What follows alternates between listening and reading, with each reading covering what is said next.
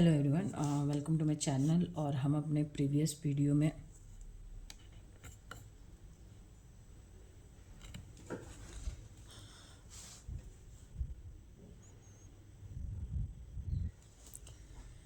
अपने previous video में MP SET 2018 के प्रॉब्लम्स को सॉल्व कर रहे थे। हमने क्वेश्चन नंबर 32 तक कर लिया था। क्लियर है? हमने क्वेश्चन नंबर 32 तक, आज हम स्टार्ट करेंगे 33 से। क्लियर? देखो, assuming LS coupling scheme is valid the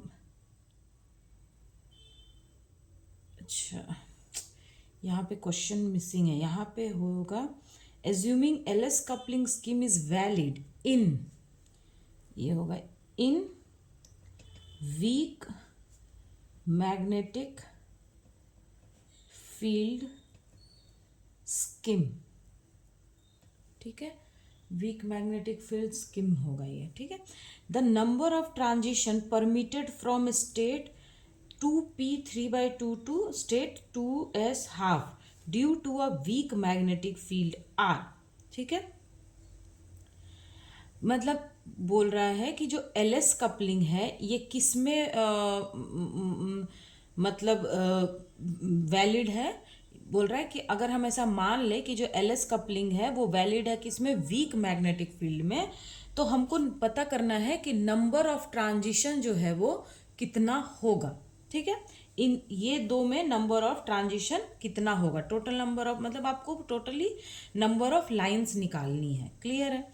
तो देखो,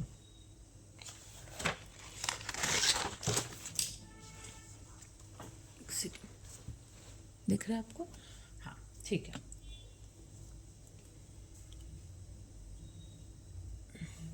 देखो क्या बोल रहा है क्वेश्चन में कि हमको 2p3/2 हमको कहाँ जाना है, 2p½ इसमें जाना है, मतलब इसका ट्रांजिशन हमें देखना है।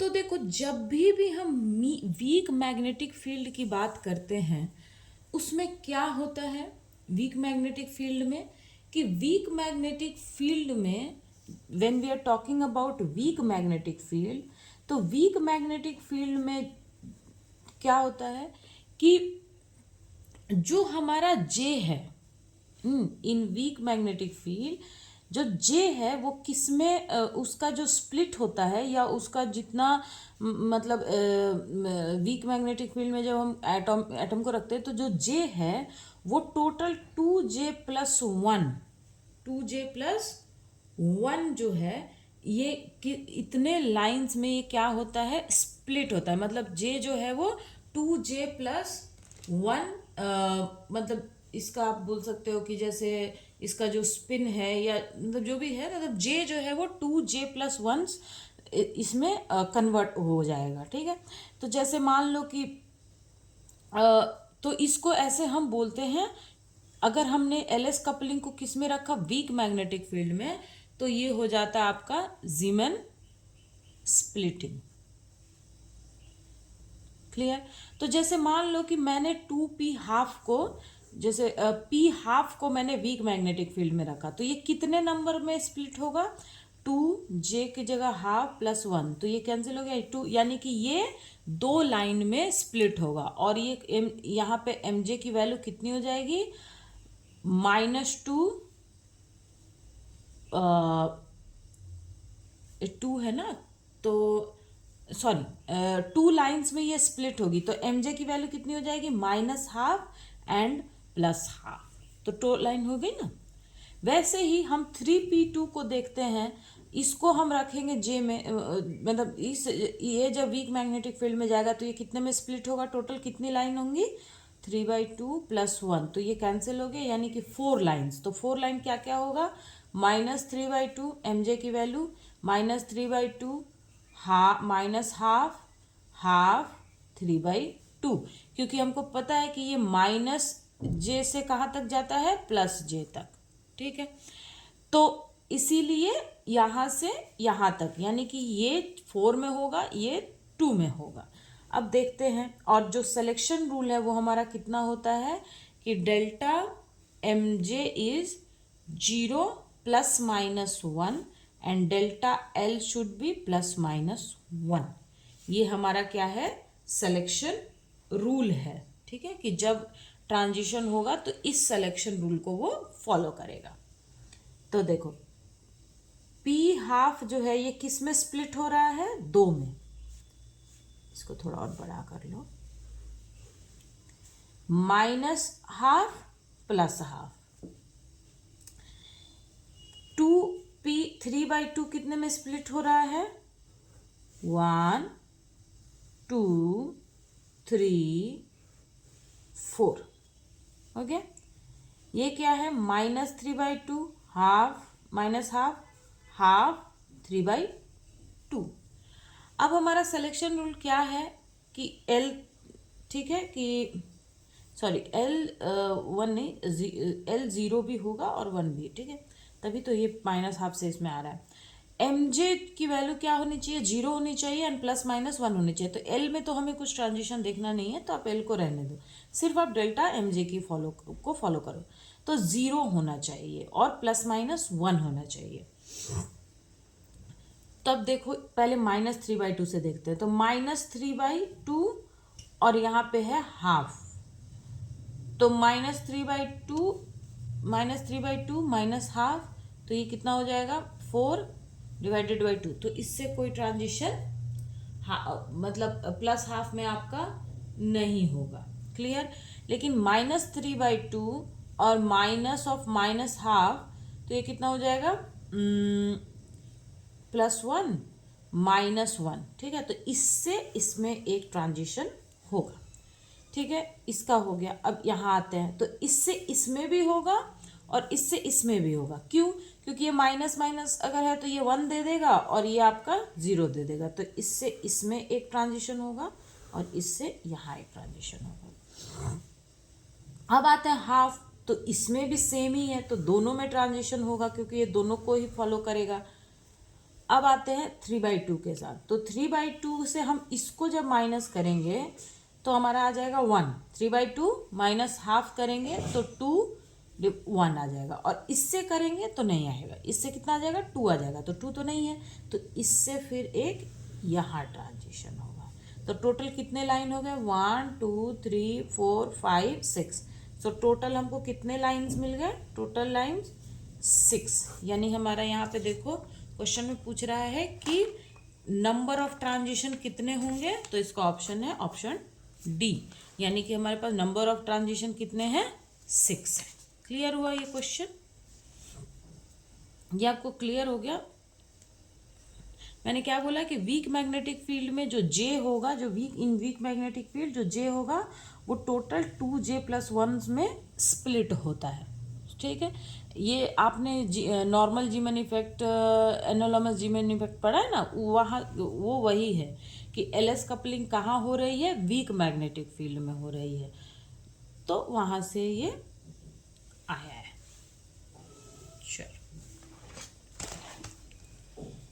दिख रहा है आपको।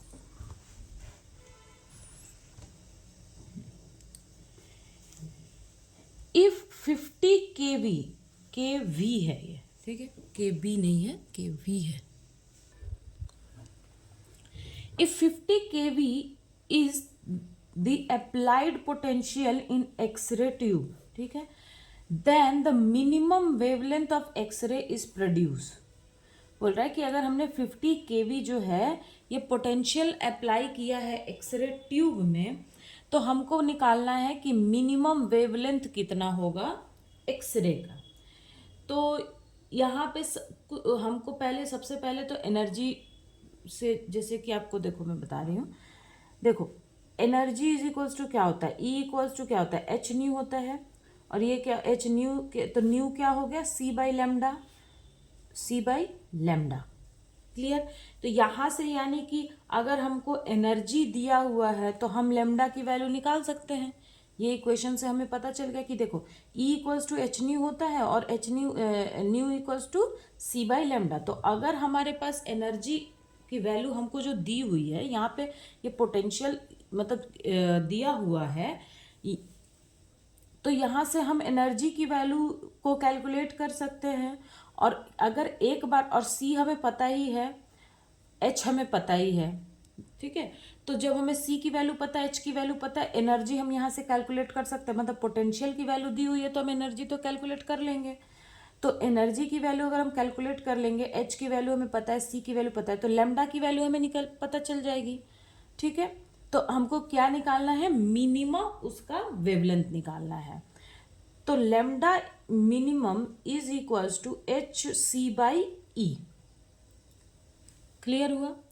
अब देखो यहाँ पे क्वेश्चन में क्या है कि जो हमारा ई, मतलब जो हमारा मतलब जो यहाँ पे जो वैल्यू हमें दी हुई है वो हमें पोटेंशियल की वैल्यू दी हुई है, यानी हमारे पास वी गिवन है। क्लियर। और एनर्जी इज इक्वल्स टू क्या, ई इंटू वी होगा, ठीक है, क्योंकि ठीक है, एनर्जी क्या है, ई इंटू वी होगा। तो वी हमारे पास पता है और ई क्या है, इलेक्ट्रॉनिक चार्ज है। तो हम यहाँ से हम ई की वैल्यू आराम से कैलकुलेट कर लेंगे। अगर वी भी हमारे पास दिया हुआ है तो हम एनर्जी की वैल्यू यहाँ से कैलकुलेट कर लेंगे। तो देखो ये V इक्वल्स टू 50 कितना है, के किलो वोल्ट है। तो इसको हम वोल्ट में कन्वर्ट करेंगे तो ये 50 इंटू 10 टू द पावर कितना हो जाएगा, 3 वोल्ट। क्लियर। ना E is equals to e into v है, तो E कितना हो गया, 1.6 into 10 to the power -19 into 50 into 10 to the power 3 volt. ये हमारी एनर्जी की वैल्यू हो गई। क्लियर। अब देखो H की वैल्यू क्या होती है, 6 इंटू 6, नहीं 6 इंटू 6, हाँ 6 into 6 into 10 to the power -34। C की वैल्यू कितनी हो गई, 3 इंटू 10 टू द पावर 8। अब सबको यहाँ पे रखो तो हो जाएगा 6 into 6 10 to the power -34 into 3 into 10 to the power 8 divided by 1.6 into 10 to the power -19 और into 50 into 10 to the power 3। अब देखो ये कैलकुलेशन में हो जाएगा, मतलब इजीली ये कैलकुलेशन आप कर लोगे। कैसे, देखो ये डेसिमल से इसको कैंसिल कर दो, तो 16 से हम इसको करेंगे तो ये इसको आप करो तो ये कितना होगा, रुको मैं बता रही हूँ, एक सेकेंड।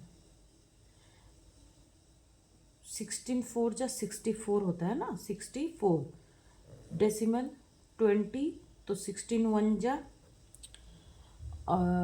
20, तो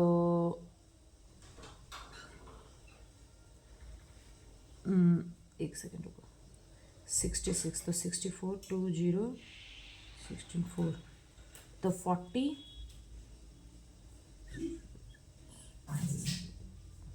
2 जा 32, तो 2 डेसिमल तक ठीक है, क्योंकि यहाँ पे आगे छोड़ दो उसको। क्लियर। और ये 3 है,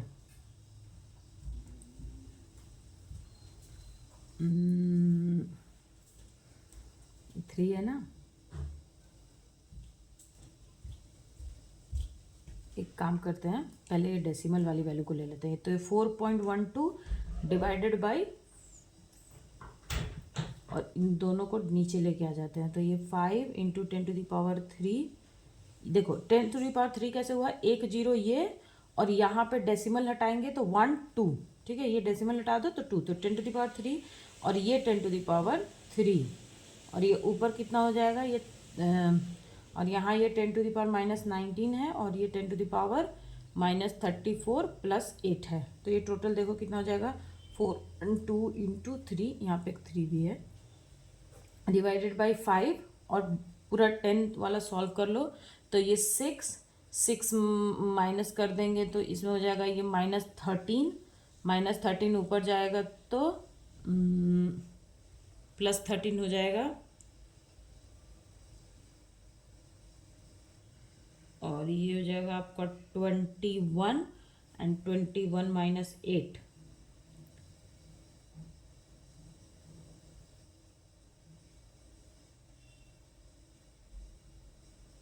ये हो जाएगा 13 -13 हो जाएगा ये। क्लियर।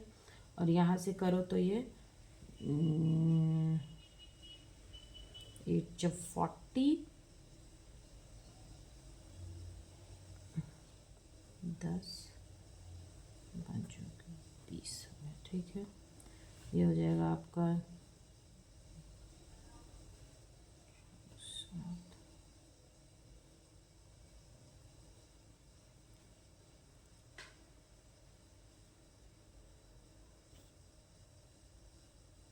1 2 3, तो हो जाएगा 0.2572 इंटू 10⁻⁻10, ठीक है।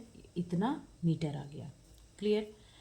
ये मैंने सॉल्व किया यहाँ से, तो हमारा 10⁻⁻13 मीटर आ रहा था, लेकिन ऑप्शन हमारा एमस्ट्रॉन्ग में है, तो हम इसे एमस्ट्रॉन्ग में कन्वर्ट करेंगे। तो कन्वर्ट करने के लिए हमको पता है कि 1 एमस्ट्रॉन्ग इक्वल्स टू 10⁻⁻10 मीटर होता है ना।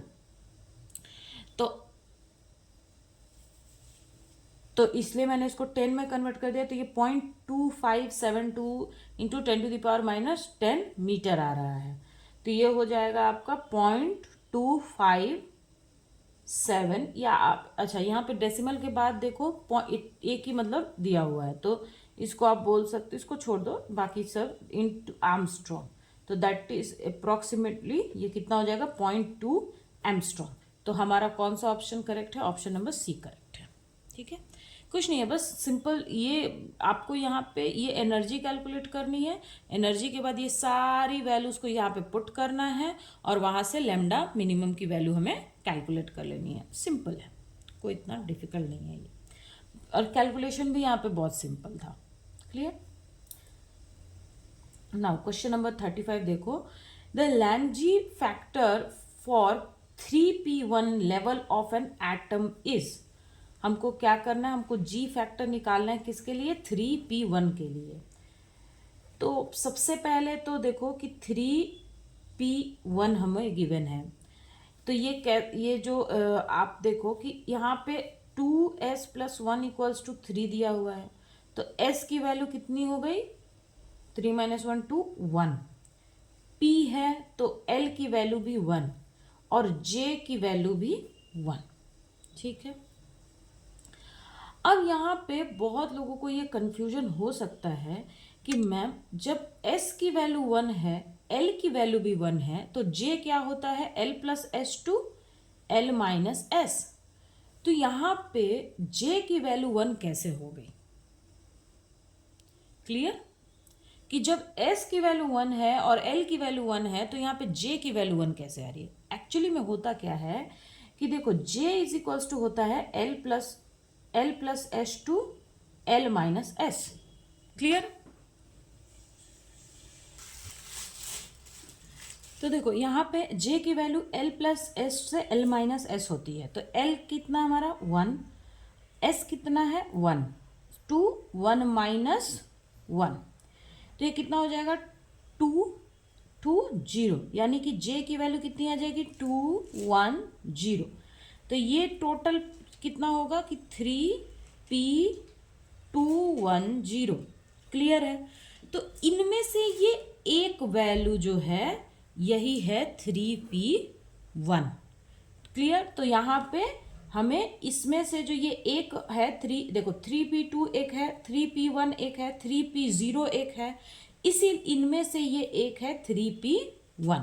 क्लियर। अब हम जी फैक्टर की वैल्यू को कैलकुलेट करते हैं। यहाँ कर लेते हैं, यहाँ तो स्पेस है। देखो एक सेकेंड, दिख रहा है आपको ये? G = होता है 1 + j, j + 1, s, s + 1 - l, l + 1 divided by 2j, j + 1। Clear. j की वैल्यू 1 है, s की वैल्यू 1 है, l की वैल्यू भी 1 है, तो हो जाएगा 1 1 + 1 2 और ये 1, तो 2 1, ये भी 2 ये भी 2, -2 डिवाइडेड बाई 2 इंटू 2, तो दिस विल बी, ये कैंसिल 2/4, तो 2 1 जा 2, 2 2 जा 4, तो ये इधर जाएगा, तो 2 + 1 3/2, यानी कि g की वैल्यू हमारी कितनी आ गई 3/2। क्लियर है। तो हमारी g की वैल्यू कितनी आ गई 3/2। इजी क्वेश्चन था, बस उसमें थोड़ा सा ये कभी कभी बच्चों को क्या कन्फ्यूजन हो जाती है। देखो, in the beta decay of neutron n जो है वो न्यूट्रॉन जो है वो बीटा डीके हो रहा है, ठीक है। एन जो है वो किस में चेंज हो रहा है, एन पी में जा रहा है, electron anti neutrino. The anti neutrino escape detection is existence is inferred from the measurement of. देखो क्या है कि बोल रहा है क्वेश्चन में कि जो बीटा डीके जब होता है तो उसमें जब हम डिडक्शन करते हैं, मतलब डिटेक्ट करते हैं कौन कौन सा पार्टिकल बाहर आया, ये चीज़ जब हम डिटेक्ट करते हैं तो उसमें एंटी न्यूट्रिनो हम डिटेक्ट नहीं कर पाते हैं। तो फिर हमें कैसे पता चलता है कि जो न्यूट्रॉन जब प्रोटॉन में कन्वर्ट होगा तो एक इलेक्ट्रॉन के साथ साथ एक एंटी न्यूट्रिनो भी क्या होगी, बाहर आएगी, ये हमें कैसे पता चलेगा? Angular distribution of electron, energy distribution of electron, helicity distribution of electron, forward backward asymmetry of electron. इसमें बोल रहा है कि क्या इनमें से कौन सा डिस्ट्रीब्यूशन की वजह से हमें ये पता चलेगा। क्वेश्चन समझ में आ गया है क्या? क्वेश्चन पूछ रहा है, क्वेश्चन में बोल रहा है कि जब बीटा डीके होता है, बीटा डीके मतलब न्यूट्रॉन जो है वो किस में कन्वर्ट हो रहा है, पॉजिट्रॉन प्रोटॉन में, तो वहाँ पे हम जब डिटेक्शन कर रहे हैं कि कौन कौन सा पार्टिकल निकलेगा तो उसमें एंटी न्यूट्रिनो को हम डिटेक्ट नहीं कर पा रहे हैं। तो हमें फिर कैसे पता चला कि एक एंटी न्यूट्रिनो भी जो है वो क्या हो रहा है, बाहर आ रहा है?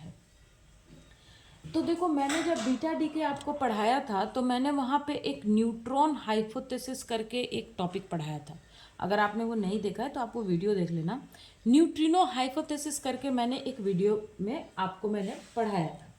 उसमें मैंने बोला था, उसमें हमने पढ़ा था कि क्या होता है कि ऐसे तो जब हम मेज़र करते हैं तो इलेक्ट्रॉन की जो एनर्जी है, एनर्जी जो लेवल्स आती हैं वो क्या आती हैं, कंटिन्यूअस आती हैं। क्लियर? ऐसे जब हम मेज़र करते हैं तो इलेक्ट्रॉन की जो एनर्जी आती है वो कितनी आती है, वो आती है आपकी कंटिन्यूअस। मतलब इलेक्ट्रॉन की जो एनर्जी है वो कंटिन्यूअस स्पेक्ट्रम को, मतलब स्पेक्ट्रम हमें ऑब्जर्वेशन में मिलता है। लेकिन जो कि अगर ये न्यूट्रिनो नहीं है तब, लेकिन अगर हम इस रिएक्शन से देखें, सिर्फ अगर हमारा इतना ही रिएक्शन हो और इससे हम देखें तो हमें लगेगा कि एनर्जी जो है वो डिस्क्रीट होना चाहिए। एनर्जी क्या होगा, डिस्क्रीट होगा।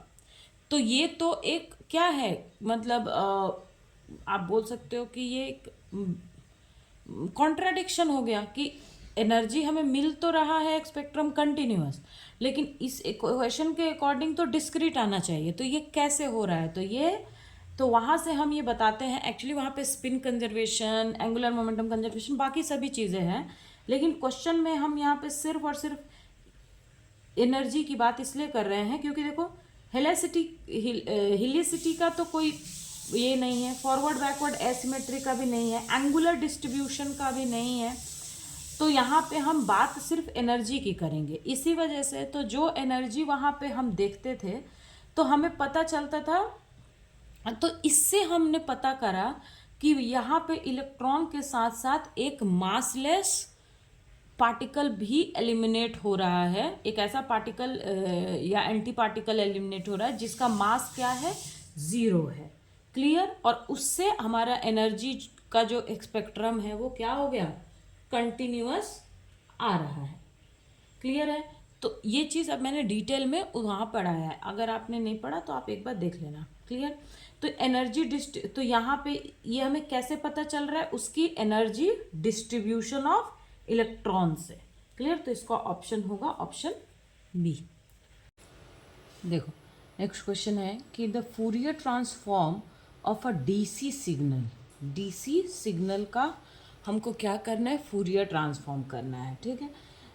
और हमें ये बताना है कि डीसी सिग्नल का फूरियर ट्रांसफॉर्मेशन क्या होता है, रेक्टेंगुलर होता है, डेल्टा फंक्शन है, गॉसियन फंक्शन है या एक्सपोनेंशियल फंक्शन है। तो सबसे पहले हमें डीसी सिग्नल के बारे में पता होना चाहिए ना कि डीसी सिग्नल होता क्या है। तो डीसी सिग्नल के बारे में, एक सेकेंड, आपको दिख रहा है ना? हाँ ठीक है। तो डीसी सिग्नल क्या होता है ये हमें पहले पता होना चाहिए, फिर उसका हम फूरियर ट्रांसफॉर्मेशन देखेंगे। तो देखो डीसी सिग्नल क्या है कि मतलब आप एक तरह से सोचो कि डीसी सिग्नल मतलब कि जिसका वेव फंक्शन क्या है, मतलब कांस्टेंट है। ठीक है, वेव फंक्शन क्या है हमारा, कांस्टेंट है। डीसी सिग्नल का वेव फंक्शन कांस्टेंट का क्या मतलब है कि उसका एम्पलीट्यूड जो है वो हमारा कांस्टेंट है विथ फ्रीक्वेंसी 0। तो डीसी सिग्नल के बारे में एक बता देती हूँ कि it means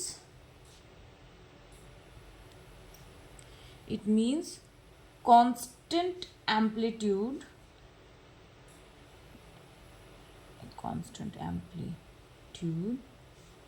अच्छा, ये कांस्टेंट का ना शॉर्ट फॉर्म है, मैं ऐसे लिखती हूँ ना, तो ये आप याद रखना कि constant amplitude with 0 frequency. Clear? ठीक है, डीसी सिग्नल का ये मतलब है। तो देखो अगर मतलब मान लो कि अगर हमारे पास मान लो कि 0 फ्रीक्वेंसी ये मतलब कांस्टेंट एम्पलीट्यूड आ गई है, तो हम क्या बोलेंगे कि इसका फूरियर ट्रांसफॉर्मेशन क्या होगा। इसका फूरियर ट्रांसफॉर्मेशन हर जगह क्या होगा, 0 होगा। ठीक है, क्योंकि वैल्यू क्या है हमारी, कांस्टेंट है।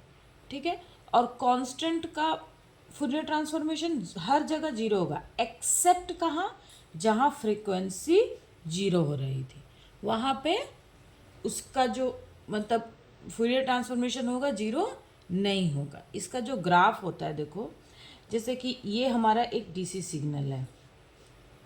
ठीक है, सब जगह कांस्टेंट है और इसकी फ्रीक्वेंसी क्या है हमारी, मतलब कि मतलब जिसकी फ्रीक्वेंसी हमारी 0 है, वैल्यू क्या है, कांस्टेंट है, कांस्टेंट मान लो कि 1 है। ठीक है, इसका फूरियर ट्रांसफॉर्मेशन क्या होता है, ऐसा होता है, यहाँ पे ये ओमेगा इक्वल्स टू 0 पे एक वैल्यू आती है, थोड़ा सा ऐसा मोटा कर दो यहाँ पे, बाकी सब जगह ये 0 होता है। तो इस टाइप का जो वेव फंक्शन होता है कि हर जगह वो वैल्यू उसकी 0 है एक्सेप्ट 1 पॉइंट पे उसकी वैल्यू नॉन 0 हो, ऐसा वेव फंक्शन कौन सा होता है, ट्रायंगुलर, डेल्टा, गॉसियन, एक्सपोनेंशियल।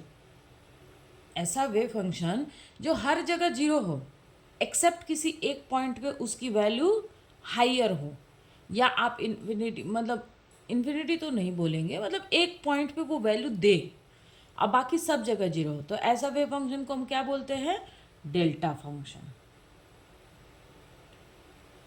ठीक है, इसका मैं क्या लिख देती हूँ कि it means Fourier transformation is 0 except, everywhere लिख देती हूँ, everywhere except at omega equals to 0, मतलब कि फ्रीक्वेंसी इक्वल्स टू 0। तो ऐसे वेव फंक्शन को हम क्या बोलते हैं, डेल्टा फंक्शन बोलते हैं। ठीक है, अब हम इसको मैथमेटिकल फॉर्म में देखेंगे कि मैथमेटिकली ये कैसे ये चीज़ होता है। तो देखो यहाँ पे हमारा वेव फंक्शन मान लो कि x t is equals to 1 है, क्योंकि हमने बोला ना कि कांस्टेंट है ना। तो f t is equals to क्या है हमारा, 1 है, मतलब हमने एक वेव फंक्शन लिया जो एक्स टी इक्वल्स टू 1 है, क्योंकि हमारा डीसी सिग्नल है, तो डीसी सिग्नल का वेव फंक्शन तो यही होता है, इसीलिए। तो देखो ये एक्स टी मैंने ले लिया। अब देखो कि जो कि ये कांस्टेंट फंक्शन है, तो हम इसका डायरेक्ट फूरियर ट्रांसफॉर्मेशन नहीं निकाल पाएंगे। ठीक है, क्योंकि एब्सोल्यूट इंटीग्रेबल है ना, इसी वजह से हम इसका डायरेक्ट क्या है कि अब इसका हम फूरियर ट्रांसफॉर्मेशन नहीं ले सकेंगे। तो हम क्या करेंगे कि जो कि हम इसका डायरेक्ट फूरियर ट्रांसफॉर्मेशन नहीं ले सकते हैं, क्योंकि डायरेक्ट एब्सोल्यूट इंटीग्रेबल वाला मतलब बात यहाँ पे हो जाएगा, इसी वजह से तो इसको हम क्या करेंगे कि इसका हम पहले इन्वर्स ले लेंगे। जैसे अगर मैं एक बात बताती हूँ, देखो कि मान लो कि मैंने कहा कि मेरे पापा मेरे पापा का नाम XYZ है, ठीक है। ये मेरा काम है कि मुझे ये बताना है कि मेरे पापा का नाम XYZ है। तो अगर मैं ये कहूं कि XYZ की बेटी मैं हूं, तो इस तरीके से हम कह सकते हैं, है ना, कि इसका फूरियर ट्रांसफॉर्मेशन ये है, तो इसका इनवर्स फूरियर ट्रांसफॉर्मेशन तो यही आएगा। तो इस तरीके से हम इस चीज को सॉल्व करेंगे, क्योंकि जो कि ये डायरेक्ट इंटीग्रेबल नहीं है, मतलब सॉरी, हम इसको डायरेक्ट इसका फूरियर ट्रांसफॉर्मेशन नहीं ले सकते। तो हम क्या करेंगे कि इनवर्स लेंगे और वहां से कंक्लूजन हम निकालेंगे। क्लियर?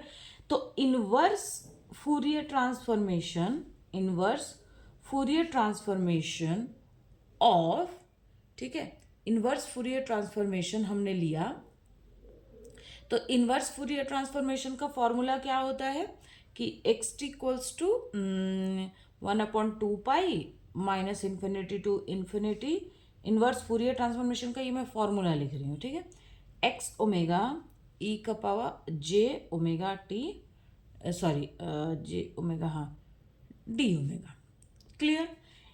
अब देखो कि हमको पता है कि जो xt है, अगर वो कांस्टेंट है तो उसका जो फूरियर ट्रांसफॉर्मेशन होता है वो क्या होता है? डायरेक्ट डेल्टा होता है। क्लियर? जो अगर कोई फंक्शन कांस्टेंट है तो उसका फूरियर ट्रांसफॉर्मेशन क्या होता है? डायरेक्ट डेल्टा होता है। तो x ओमेगा यहाँ पे क्या आ जाएगा? एक हम डेल्टा फंक्शन ले लेंगे। डेल्टा फंक्शन हमने क्यों लिया? क्योंकि जो xt का फूरियर ट्रांसफॉर्मेशन होगा वो डायरेक्ट डेल्टा होगा, क्योंकि xt क्या है? यहाँ पे कांस्टेंट फंक्शन है, और कांस्टेंट फंक्शन का फूरियर ट्रांसफॉर्मेशन डायरेक्ट डेल्टा होता है। तो यहाँ पे मैंने x की, मतलब x जो फंक्शन है हमारा, फूरियर ट्रांसफॉर्मेशन आके वो डेल्टा, मतलब ये हमारा क्या बोलते हैं, डेल्टा फंक्शन है। अब इसको इसमें पुट करो तो xt इज इक्वल्स टू क्या हो जाएगा? 1/2 minus infinity to infinity del omega j omega t d omega. Clear?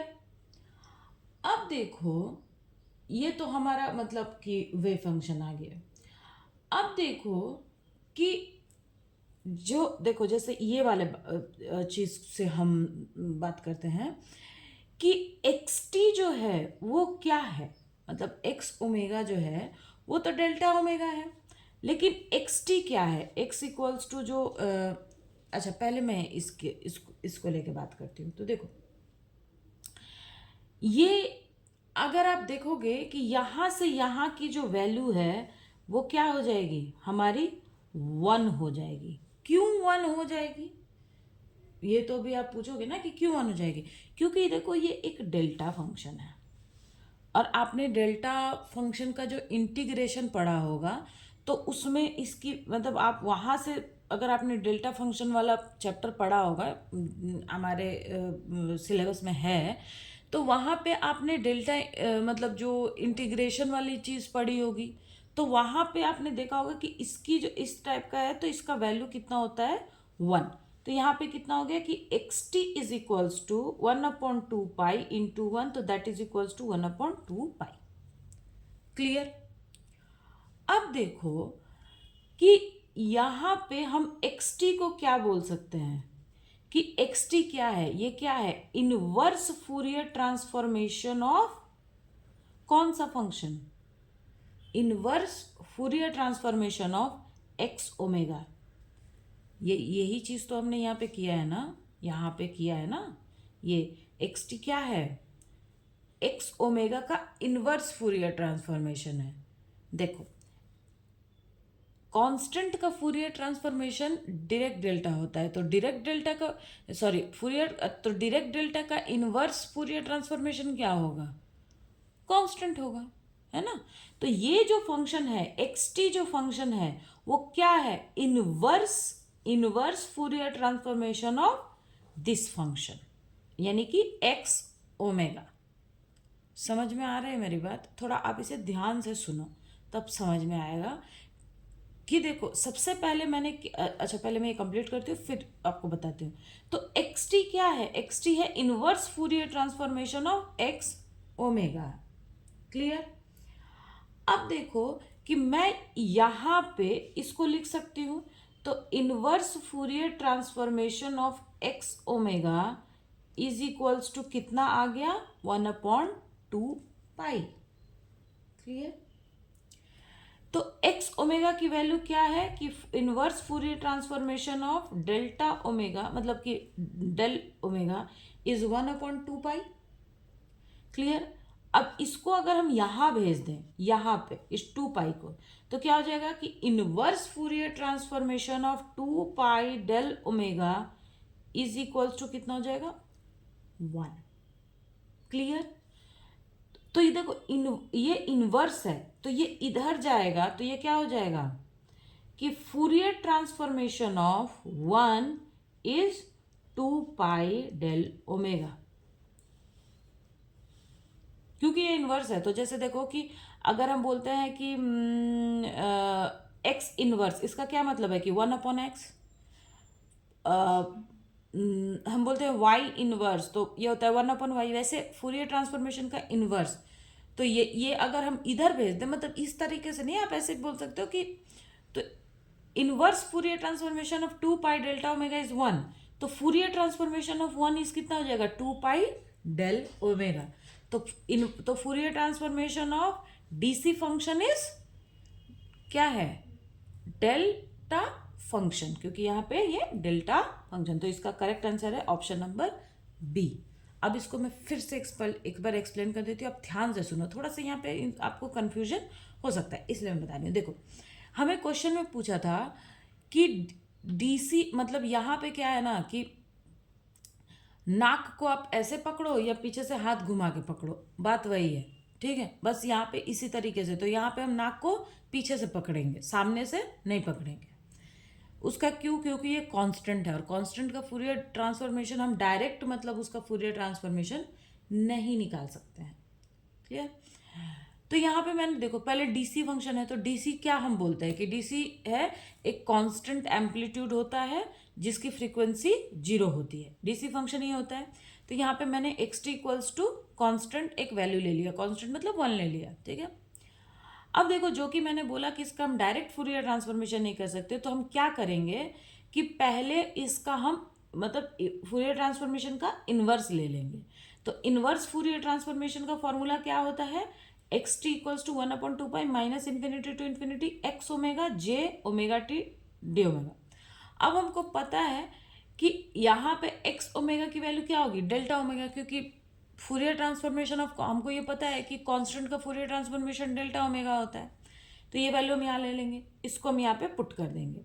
अब इसकी जो वैल्यू होती है यहाँ से यहाँ तक, इसकी वैल्यू होगी 1, क्योंकि डायरेक्ट डेल्टा का इंटीग्रेबल आपने उसमें पढ़ा होगा प्रीवियस, मतलब जो डायरेक्ट डेल्टा फंक्शन का जो चैप्टर है ना उसमें पढ़ा होगा। ठीक है, अब इसकी यहाँ पे इसकी वैल्यू आ गई, देखो ये वाली वैल्यू यहाँ पे, ये 1/2 पाई। अब देखो कि जो एक्स टी है, एक्स टी ये क्या है, ये जो फंक्शन है ये क्या है, ये किस चीज़ का फॉर्मूला है, ये Fourier inverse Fourier transformation of x omega का फॉर्मूला है ना। Inverse Fourier transformation of x t is this, inverse Fourier transformation of x t is this. तो ये टोटल क्या है, ये चीज़ यहाँ से यहाँ तक ये क्या है, ये inverse Fourier transformation of x omega है, ये मैंने यहाँ पे लिखा। अब यहाँ पे एक्स, ये वाली बात को मैंने यहाँ पे लिख दिया, तो अब क्या हो गया कि एक्स टी में नहीं लिख रही हूँ, एक्स टी की जगह क्या लिख रही हूँ, inverse Fourier transformation of x omega, this is equals to 2 pi. इसको मैं यहाँ भेज दूँ, ठीक है, ये चीज़ है, तो इसको यहाँ भेज दिया, तो क्या हो गया कि inverse Fourier transformation of 2 pi delta omega, और डेल एक्स ओमेगा की वैल्यू क्या है, डेल ओमेगा, तो यहाँ पे मैंने इसको लिखा। तो inverse Fourier transformation of 2 pi delta omega is 1। Clear? तो inverse Fourier transformation of 2 pi delta omega 1 है, तो फूरियर ट्रांसफॉर्मेशन ऑफ 1 कितना हो जाएगा, 2 पाई डेल ओमेगा। तो यहाँ पे ये डेल्टा फंक्शन आ गया, कि मतलब जो Fourier transformation of a DC signal वो क्या होता है, डेल्टा फंक्शन होता है। ये आपको क्लियर हो गया? अच्छा क्वेश्चन है, ऐसे अगर आपको पता है तो इतना झंझट करने की कोई ज़रूरत नहीं है। देखो, हम इसको डायरेक्ट ऐसे भी लिख सकते हैं कि मतलब ऐसे भी पता कर सकते हैं कि डीसी फंक्शन क्या होता है। ये क्या होता है, कांस्टेंट एम्पलीट्यूड होता है जिसकी फ्रीक्वेंसी 0 होती है। तो इसका क्या मतलब होगा, इसका मतलब ये है कि हमको फूरियर ट्रांसफॉर्मेशन हर जगह 0 मिलेगा, ठीक है, एक्सेप्ट एक वैल्यू पे हमको 1 मिलेगी। ये ग्राफ मैंने यहाँ पे बता दिया। तो इससे भी हम बता सकते हैं कि एक डेल्टा फंक्शन है ना। तो इतना, और अगर आपको मैथमेटिकली करना है तो ये मैंने आपको मैथमेटिकली समझा दिया। क्लियर हो गया, ये दिख रहा है आपको ना। हाँ, नेक्स्ट क्वेश्चन देखो कि two matrices A and B are said to be similar if B is equals to P inverse A P for some invertible matrix P, which of the following statement is incorrect. इसमें से हमें बताना है कि कौन सा incorrect है। तो सबसे पहले हमें पता होना चाहिए कि इन्वर्टेबल मैट्रिक्स क्या होता है, ठीक है। देखो, इन्वर्टिबल मैट्रिक्स वो होता है,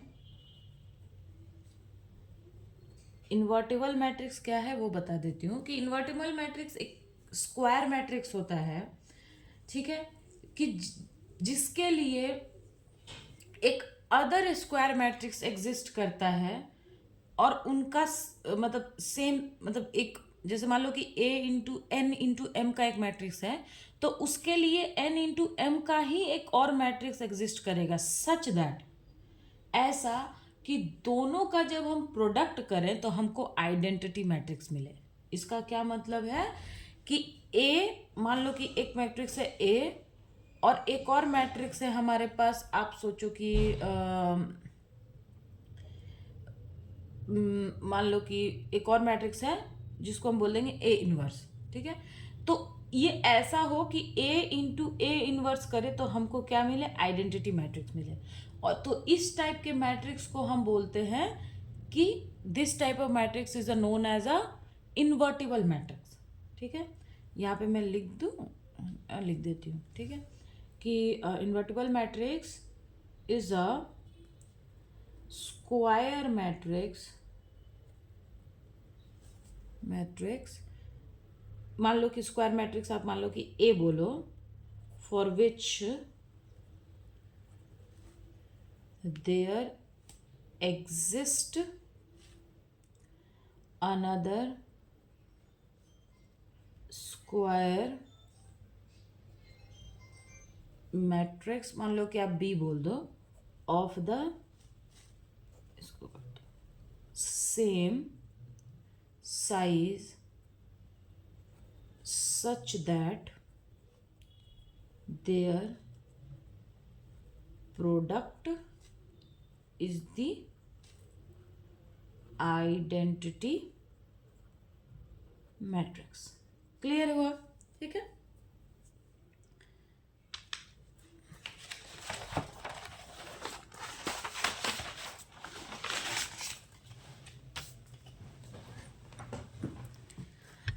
ठीक है, और वहां पे एक और बोल रहा है कि सिमिलर होना चाहिए, ठीक है। क्वेश्चन में बोला है कि A and B should be similar. कब सिमिलर होगा, when B is equals to P inverse A P, ठीक है। ये चीज क्वेश्चन में हमको बोला है। अब देखो, सबसे पहले हमें तो सिमिलर,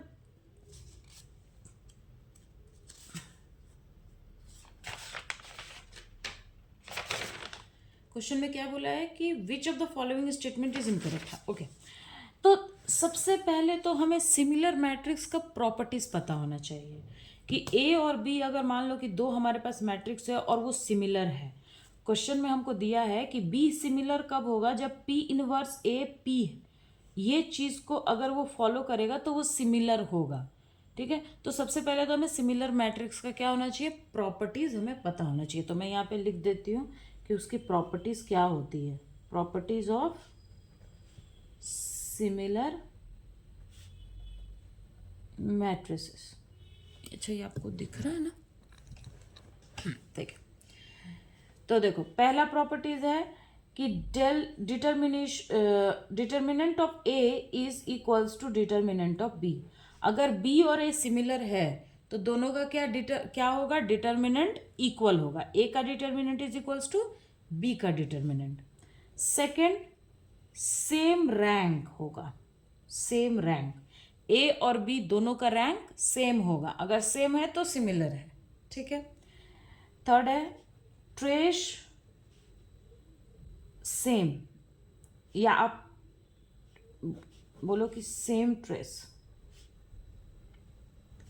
ट्रेस भी दोनों मैट्रिक्स का क्या होगा, सेम होगा। क्लियर। थर्ड देखो, थर्ड तो हो गया। फोर्थ देखो, आइगन वैल्यू, ठीक है, eigen value and characteristic polynomial, characteristics polynomial should be same. Eigenvalue और कैरेक्टरिस्टिक्स पॉलिनोमियल भी दोनों मैट्रिक्स का सेम होना चाहिए। क्लियर। ये इनका, ठीक है। एक और इसका प्रॉपर्टीज है कि अगर ए डायगोनलाइज हो रहा है तो बी भी डायगोनलाइजेबल होगा, तो ये भी एक पॉइंट है। तो ये चीजें क्या है कि प्रॉपर्टीज हैं। अब हम देखते हैं कि इनमें से कौन सी प्रॉपर्टीज यहाँ पे इनकरेक्ट दी हुई है। तो पहला क्या है कि सिमिलर की बात हो रही है कि if said to be similar, अगर दोनों ए और बी सिमिलर है तो अब देखो कि इनमें से कौन कौन सा property, determinant of A is equals to determinant of B, तो ये तो करेक्ट है क्योंकि ये सिमिलर मैट्रिक्स का क्या है, प्रॉपर्टी ही है। बी है A and B have a same eigenvalue, correct, क्योंकि आइगन वैल्यू, रैंक, ट्रेस सब सेम होता है, तो ये भी करेक्ट है। A and B have a same eigenvector, नहीं, आइगन वेक्टर सेम नहीं भी हो सकता है। क्लियर। ट्रेस तो इक्वल ही होना चाहिए, लेकिन आइगन वैल्यू और आइगन वैल्यू तो सेम होगा लेकिन आइगन वेक्टर सेम नहीं भी हो सकते हैं, तो ये इसका इनकरेक्ट ऑप्शन है, ऑप्शन नंबर सी। ठीक है, तो ये प्रॉपर्टीज मैंने यहाँ पे लिख दी है। क्लियर। ये प्रॉपर्टीज मैंने यहाँ पे लिख दी है, तो आप इसे याद रखना। अगर देखो कोई चीज़ सिमिलर है तो सिमिलर मतलब दोनों अगर सेम है तो फिर तो सारी चीज़ें सेम ही रहेगी ना, लेकिन आइगन वेक्टर सेम हो ऐसा कोई ज़रूरी नहीं है। अच्छा, ए अगर डायगोनलाइजेबल है तो बी भी डायगोनलाइजेबल होगा ना। Question number 39, the value of integral, इस इंटीग्रल का हमको क्या करना है, वैल्यू को कैलकुलेट करना है। तो देखो ये जो इंटीग्रेबल है, ये वाला जो इंटीग्रेशन है, इसका एक प्रूफ है। ये आपको जो आपकी मैथमेटिकल फिजिक्स की बुक है उसमें आपको इसका प्रूफ मिल जाएगा। मेरे पास तो वो HK दास वाली बुक है, ठीक है। अगर आपके पास दूसरी भी कोई बुक है तो आप उसमें सर्च करना, इसका एक प्रूफ मिल जाएगा। ठीक है, मैं फॉर्मूला लिख देती हूँ, आप वहाँ पे बुक में जा करके इसका प्रूफ देख सकते हो कि मैंने ये फॉर्मूला कहाँ से लिखा है। ठीक है, कि इस टाइप का अगर इंटीग्रेशन है तो उसका क्या आंसर आता है, उस चीज़ के बारे में मैं बात कर रही हूँ। क्लियर। देखो I इज इक्वल्स टू, अगर ऐसा दिया हुआ है कि 0 to 2 pi 1/a plus b cos theta d theta, तो इसका जो वैल्यू होता है वो होता है 2 pi root over a square minus b square. ठीक है, ये इसका जो प्रूफ है, ये कहाँ से आया, इसका जो प्रूफ है वो मैं बता देती हूँ कि मेरे पास HK दास की बुक है। HK दास की कॉम्प्लेक्स इंटीग्रेशन वाले मतलब जो आपका चैप्टर है उसमें ये प्रूफ दिया हुआ है। अगर आप बोलोगे तो मैं यहाँ भी करा सकती हूँ। अगर आपके पास कोई भी मैथमेटिकल फिजिक्स का बुक है तो वहाँ पे आप कॉम्प्लेक्स इंटीग्रेशन वाले चैप्टर में ढूंढना, आपको ये प्रूफ मिल जाएगा। क्लियर। वो बहुत थोड़ा लेंदी है तो मैं इसलिए मतलब नहीं करा रही हूँ। ठीक है, तो देखो अब यहाँ पे a की जगह पे हमें क्या दिया हुआ है, हमारा वैल्यू है 0 to 2 pi D theta 5 + 4 cos theta. तो यहाँ पे क्या होगा 2 पाई रूट ओवर a, यहाँ पे क्या है, ये हमारा a है, ये हमारा b है, तो a क्या है 5, तो 5 का स्क्वायर माइनस 4 का स्क्वायर, तो that is equals to 2 pi 25 minus 16। तो ये हो जाएगा 25 2 पाई और 25 माइनस 16 कितना हो गया हमारा 9, और 9 का रूट कर दिया तो 3, तो हमारा इसका इंटीग्रेशन कितना आ गया 2 पाई बाई 3। तो इसका करेक्ट ऑप्शन होगा option number B. Clear, 2 pi by 3 है तो इसका करेक्ट ऑप्शन होगा ऑप्शन नंबर बी, हमारा करेक्ट आंसर है। ओके, नाउ क्वेश्चन नंबर 40 दिख रहा है आपको? हाँ, क्लियर, ठीक। इसमें हमें पोजीशन वेक्टर दिया हुआ है, the value of delta R का पावर एन है। तो ये तो आपको पता होगा कि इसका वैल्यू एग्जैक्टली क्या आता है, लेकिन मैं इसको पूरी डिटेल में करके बता देती हूँ कि एग्जैक्टली क्या आता है ना, ताकि आप, क्योंकि आपने वेक्टर पढ़ा होगा तो वहाँ से तो आपको पता है, लेकिन मैं बताती हूँ क्योंकि ताकि प्रूफ रहेगा तो अच्छा रहेगा ना, इसलिए बता देती हूँ। क्लियर, देखो क्वेश्चन में है हमें कि ये हमको दिया हुआ है, ये हमें निकालना है। तो ये क्या हो जाएगा, देखो कि del x i cap plus del y j cap plus del के ऑफ के कैप इज आर का पावर एन। ठीक है, अब देखो आर का पावर एन यहाँ पे आ गया है, तो यहाँ पे ये देखो कैसे हो जाएगा कि हो जाएगा कि डेल एक्स का पावर आर, मतलब आर का power n del x i cap, del r का power n del y j cap, del r का power n del k cap. Clear है? अब देखो कि यहाँ पे जब हम आर की बात करेंगे तो ये देखो ऐसे हो जाएगा कि ये डेल का पावर एन है, तो ये हो जाएगा डेल एन आर का power n minus 1 del r by r x i cap. Similarly ये हो जाएगा देखो एन आर का power n minus 1 del r del y j cap del n r का power n minus 1 del r del, ये z होगा यहाँ पे, ये जेड होगा जेड के कैप। क्लियर, अब हम यहाँ से n और r का पावर n कॉमन ले सकते हैं, तो ये हो जाएगा n r का power n minus 1 del r del x i cap del r del y j cap, और ये हो जाएगा del r del z k cap. Clear, देखो r जो है यहाँ पे ये क्या है हमारा, r जो है कि दिस इज अ मैग्नीट्यूड। ठीक है, मैग्नीट्यूड ऑफ पोजीशन वेक्टर। ठीक है, ये क्या है, मैग्नीट्यूड है, और क्वेश्चन में हमें क्या दिया है, हमें पोजीशन वेक्टर दिया है, तो हमें मैग्नीट्यूड निकालना पड़ेगा कि आर जो है ये क्या है हमारा पोजीशन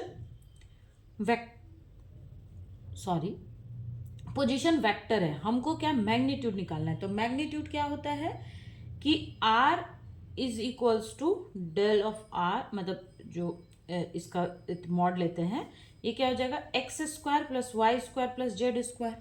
ठीक है, मॉड लेते हैं तो यही होता है ना। तो आर की वैल्यू, अब देखो यहाँ पे ये क्या है रूट में है, तो हमें इसे रूट हटाने के लिए क्या करना पड़ेगा कि r square is equals to x square plus y square z square. ठीक है, अब हमें क्या निकालना है कि del r by del x, तो del r by del x करेंगे तो देखो क्या आ जाएगा, पहले मैं एक्स के लिए निकालते फिर वाई फिर जेड, फिर यहाँ पे हम वैल्यू पुट कर देंगे। क्लियर है? तो देखो अगर हम आर के मतलब हम एक्स के लिए लेते हैं पहले, तो क्या हो जाएगा देखो 2r del r by del x is equals to क्या हो जाएगा 2x होगा ना। सिमिलरली अगर हम y के लिए लें तो 2r del r by del y is equals to 2y, 2r del r by del z is equals to 2z। तो ये 2 से 2 कैंसिल, ये से ये कैंसिल हो गया।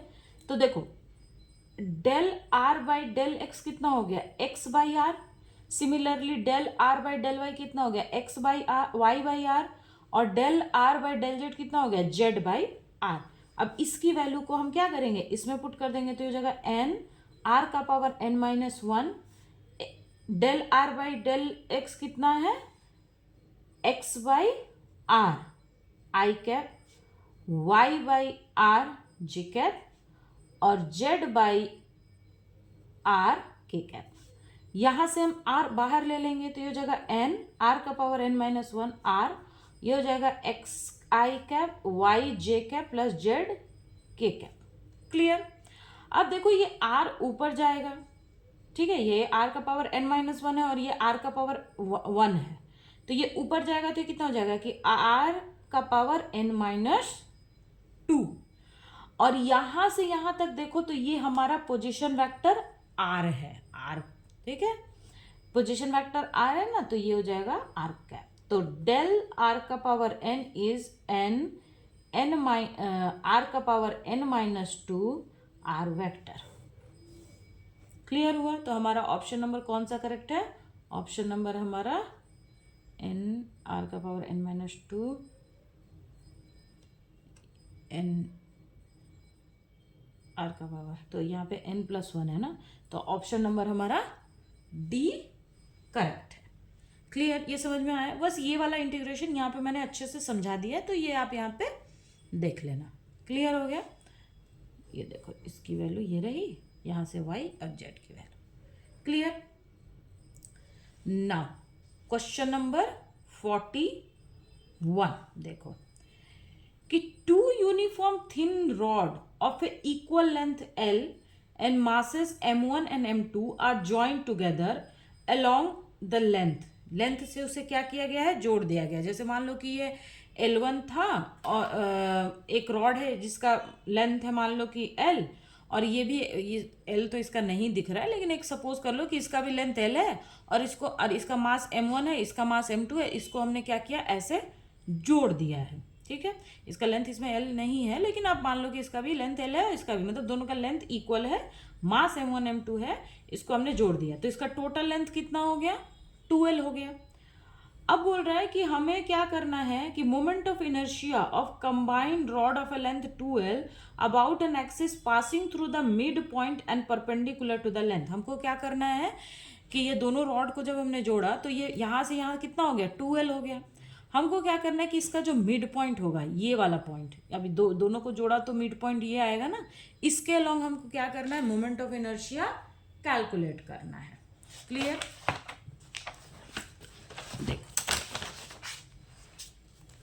एक सेकेंड, लेट मी चेक, आपको दिख रहा है ना? हाँ ठीक है।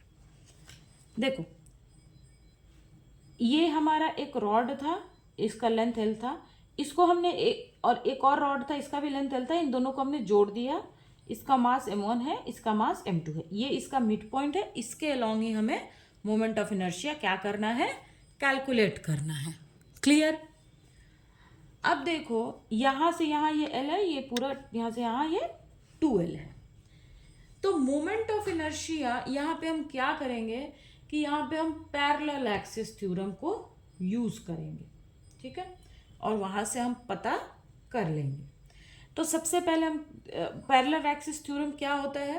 पैरेलल एक्सिस थ्योरम क्या होता है? आई मतलब moment of inertia of the centre of mass plus m r square, r मतलब डिस्टेंस, ठीक है।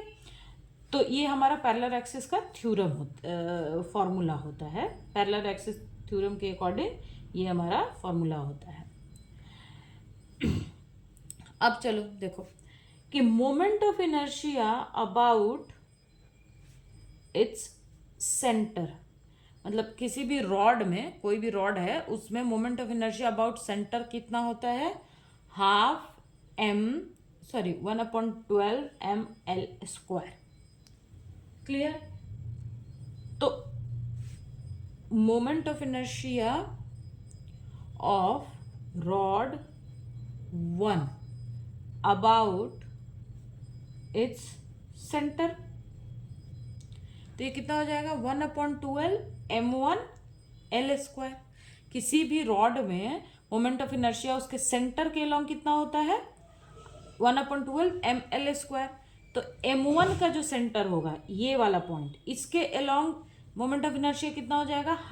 1/12 m1 l स्क्वायर, ठीक है। सिमिलरली रॉड जो 2 है उसके जो सेंटर है, इसका सेंटर मान लो यहाँ है, तो इसके अलॉन्ग भी कितना हो जाएगा? 1/12 m2 l square. Clear.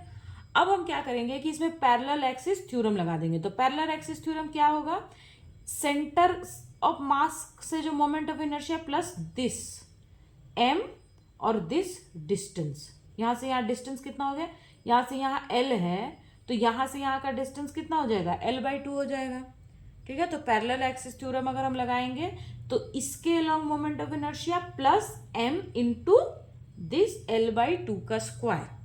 Clear है, तभी तो हम यहाँ का निकाल सकते हैं ना, यहाँ का हमें निकालना है, हमें यहाँ का पता है, तो इसमें अगर हम ये ऐड कर दें according to parallel axis theorem तो हमें यहाँ से यहाँ का मोमेंट ऑफ इनर्शिया इसके अलोंग मिल जाएगा।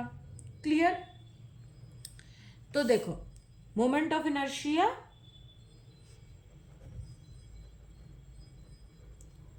About mid point of two rod. ठीक है, तो ये कितना हो जाएगा, मोमेंट ऑफ इनर्शिया अगर आप मोमेंट ऑफ इनर्शिया या पैरेलल एक्सिस से करो तो इसका क्या कितना हो जाएगा, रॉड 1 का कितना हो जाएगा, मैंने क्या बोला है कि सेंटर ऑफ मास इसका कितना हो जाएगा कि ICM प्लस MR1 का स्क्वायर और CM1 मतलब रॉड 1 के लिए है ये, प्लस सिमिलरली रॉड 2 के लिए भी हमें करना पड़ेगा, तो ये कितना हो जाएगा ICM2 प्लस MR2 का स्क्वायर, ये M1 है। ठीक है, फिर से बता देती हूँ, हमको क्या करना है कि हमें इसके अलोंग मोमेंट ऑफ इनर्शिया निकालना है, इस वाले के अलोंग। तो अब हमें क्या है, हमें तो ये पता है कि ये वाला जो रॉड है यहाँ से यहाँ तक इसका जो सेंटर है इसके अलोंग मोमेंट ऑफ इनर्शिया हमको पता है। सिमिलरली ये जो रॉड है इसके इस सेंटर के अलोंग मोमेंट ऑफ इनर्शिया हमको पता है।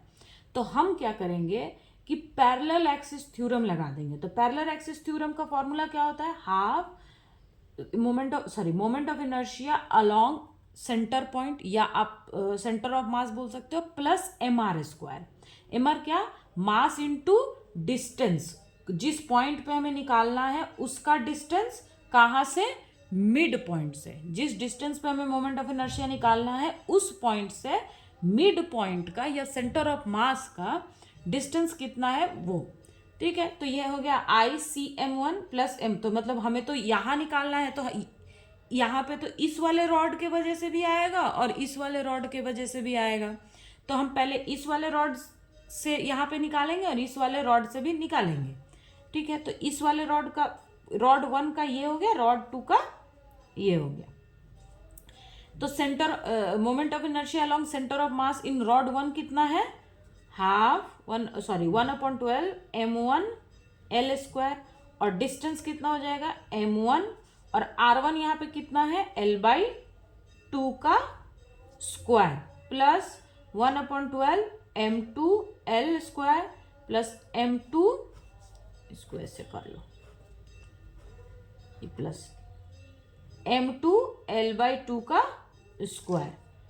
तो यहाँ पे देखो ये कितना हो जाएगा, 1/12 को हम दोनों में 1/12 है M1 L square plus 1/12 M2 L square plus M1 L square by 4 plus M2 L square by 4।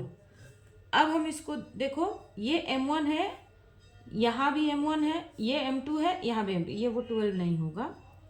Clear, अच्छा यहाँ से मैंने कॉमन लिया था ना, हाँ, तो ये 1/12 होगा।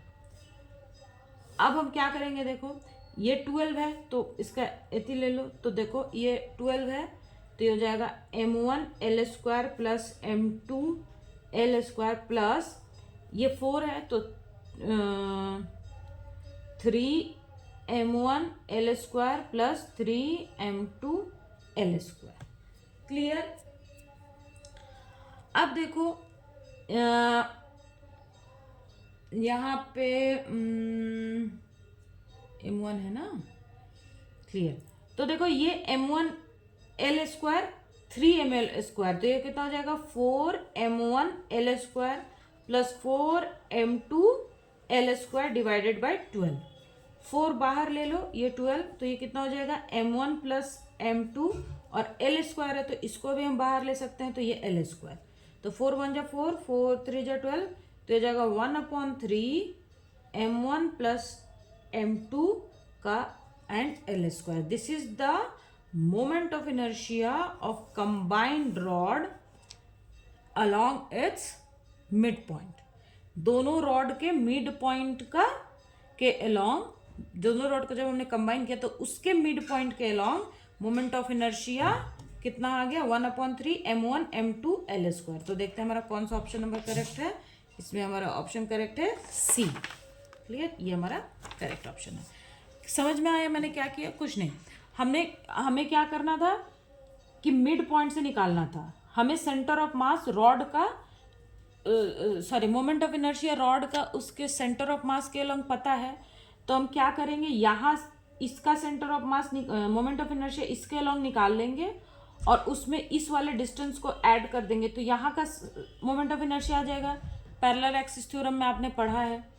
तो इसका सेंटर ऑफ मास से मोमेंट ऑफ इनर्शिया निकाल लिया, इसका सेंटर ऑफ मास से मोमेंट ऑफ इनर्शिया निकाल लिया, उसमें ये वाला डिस्टेंस जोड़ दिया, यहाँ से ये जोड़ दिया, तो कंबाइन कर दिया, तो इसके अलोंग हमारा आ जाएगा। तो वही चीज़ मैंने यहाँ पे किया है। Clear? Okay, thank you so much. ये क्लियर हो गया आपको? एक सेकंड, दिख रहा है ना? ठीक है। तो ये क्लियर हो गया कि मैंने कैसे किया। इजी है, टफ नहीं है ये क्वेश्चन। ठीक है, ओके। नाउ बाकी हम नेक्स्ट वीडियो में करेंगे। Thank you.